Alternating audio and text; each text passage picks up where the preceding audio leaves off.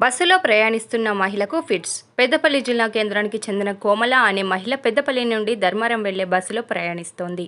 నందిమేడం వద్ద ఆమెకు ఫిట్స్ రావడంతో డ్రైవర్ మేడారంలోని ప్రభుత్వ ఆసుపత్రి వద్ద బస్సు ఆపాడు. డాక్టర్ గౌతమ్, ఏఎన్ఎం స్వరూప బాధితురాలికి సకాలంలో వైద్యం అందించారు.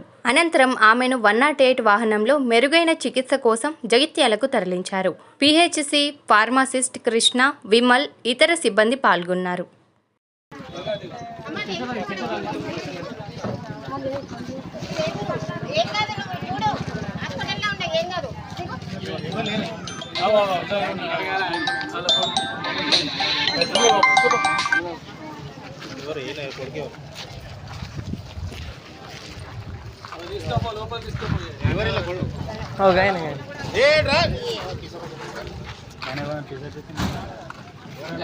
ఎవరికైనా ఫోన్ చేసి